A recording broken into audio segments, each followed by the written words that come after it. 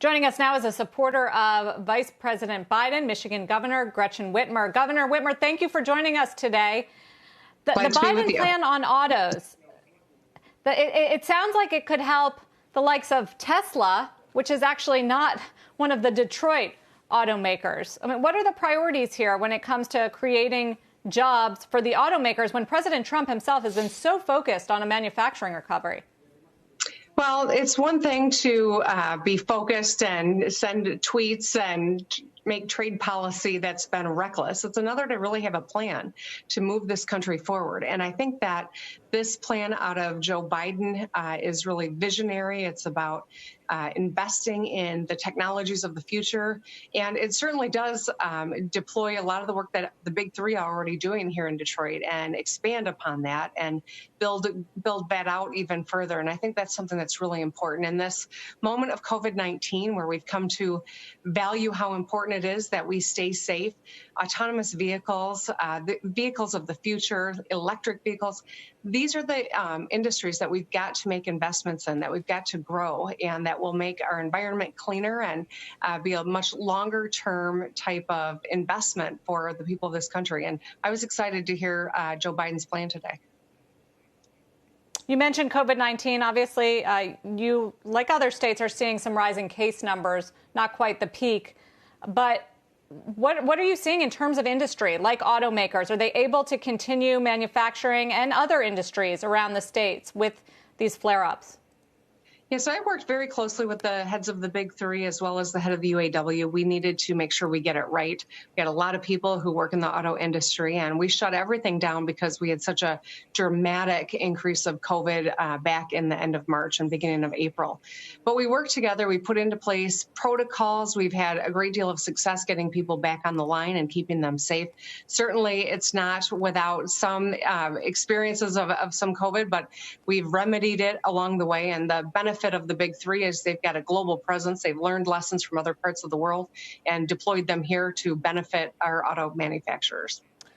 Governor Whitmer, I just wanted to go back to that announcement by Vice President Biden today, and whether or not it's the right thing long term for the nation. Do you fear in any way how it might be spun in the short term? You can see it already be framed as the Democrats want to increase your taxes to spend the money on green energy, as opposed to, at a time of severe economic weakness, stimulate the broader economy. Do you fear that it might not be a massive vote winner? No, actually, I think the opposite. You know, we've paid the dearest price for an administration that doesn't have a plan, for an administration that failed to execute when it became clear what needed to be done. Right now, we, I think, have got an opportunity to make a change that will dramatically improve our health, our welfare, our long-term economic prosperity in this country. And that's the plan that Joe Biden has put on the table. This is about getting things done. The people of my state, like I think the people in many states across this great country of ours, want to know that their leaders understand what they're going through and have a plan to fix problems that we're all confronting. And that's precisely what this is a component of. I'd add this on top of Joe's plan with regard to COVID-19 and building up testing and getting the virus under control, which it very much is not across many parts of the country right now. And I know that this is what will make us more economically solid, but also make us a healthier, wealthier nation. I know individual states, Governor, are taking slightly different actions based on the level of virus cases they're seeing.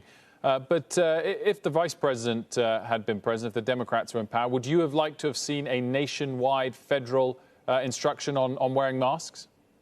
Absolutely. You know, I got in the crosshairs of President Trump when I observed very early on that the lack of a national strategy was a problem. You know, the nation's governors have stepped up, and that is a bipartisan effort that we have seen because there's been a vacuum of leadership. But we have a patchwork of policies across the country. We haven't deployed the DPA to produce swabs and N95 masks, which are still an issue. Here we are months into this, and it remains an issue.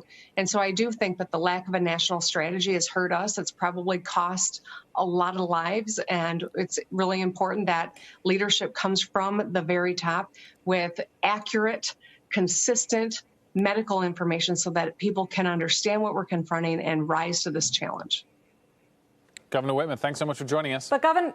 Oh, sorry, Sarah, go for it. Final one. I was just going to say, I mean, you have the mask mandate in your state. Why are we still seeing pockets where, 40, 50 kids are getting sick from going to a lake party or a bar, which I've seen in the news a number of times since the July 4th weekend? So people are still going to do their own thing when it comes to masks and social distancing in this country. That's true. But if we have consistent messaging and we take the politics out of the simple act of wearing a mask, this is about public health. We're dealing with a novel virus for which there's no cure, there's no vaccine. It doesn't care what party you're in, what state you're in, what part of the country you're in.